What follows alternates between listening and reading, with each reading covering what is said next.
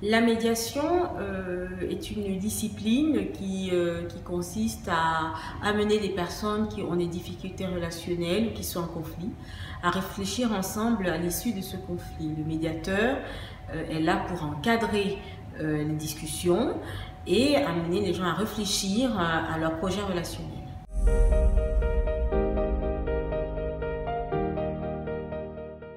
La médiation préventive, c'est de réunir des personnes qui ont des difficultés relationnelles et qui réfléchissent ensemble à comment ils veulent fonctionner, sans forcément qu'on soit déjà dans la notion conflictuelle.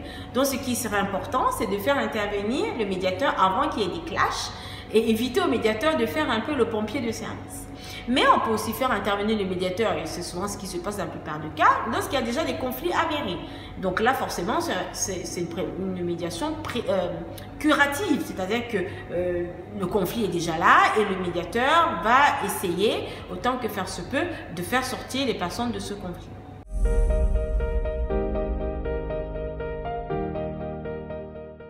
Une médiation se déroule dans un premier temps par une réunion d'information des différentes personnes qui vont participer à la médiation. On leur explique ce que c'est que la médiation et comment ça va se passer. Ensuite, nous faisons des entretiens individuels pour pouvoir parler des émotions, des ressentis, des frustrations, supposées ou existantes, enfin de faire prendre conscience aux personnes de leur rôle et de ce qui se passe au sein de la relation. Une fois que tout ça a été éclairci, nous faisons des entretiens collectifs de tous les acteurs qui font partie de ce conflit. Enfin, qui réfléchissent ensemble à des solutions contributives afin d'améliorer leur projet relationnel.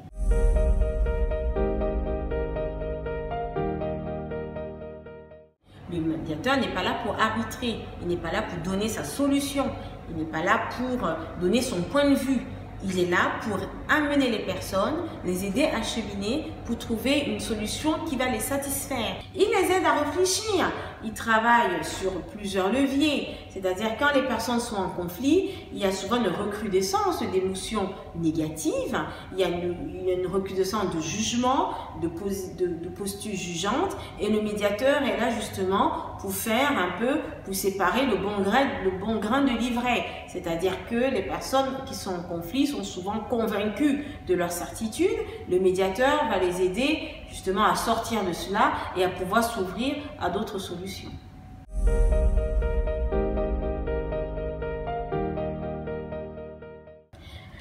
Les personnes qui peuvent faire appel à un médiateur peuvent être des collaborateurs ou alors l'encadrement ou alors les personnes individuelles. La saisine du médiateur est libre et pas sous la contrainte.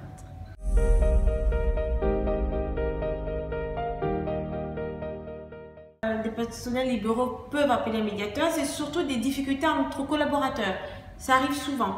Les difficultés entre collaborateurs, on n'est plus d'accord sur la manière de prendre en charge le patient.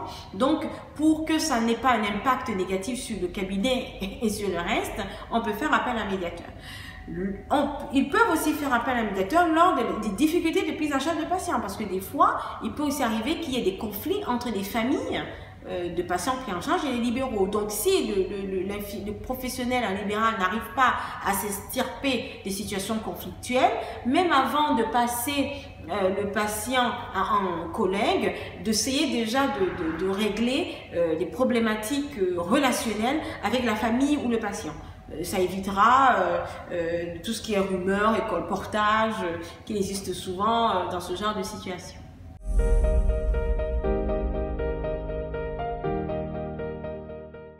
L'importance de la médiation sur la prise en charge des patients, c'est qu'une équipe qui communique de manière transparente et respectueuse, c'est une équipe qui va se passer les informations importantes. Donc forcément, les patients seront mieux pris en charge puisque les différents acteurs de l'équipe pourront se parler se faire confiance. Une équipe qui ne se parle pas, une équipe qui ne se fait pas confiance, et ben, ce sont des informations qui se perdent. Et forcément, lorsqu'on n'a pas les informations qui sont importantes pour la prise en charge du patient, la difficulté, c'est que ça peut déboucher sur des oublis, ça peut déboucher sur des erreurs médicales ou paramédicales, ça peut déboucher sur des erreurs au niveau des prescriptions, de la compréhension des prescriptions, parce que les transmissions ne se seront pas faites de manière claire et transparente, et ça peut engager un dommage sur la santé du patient.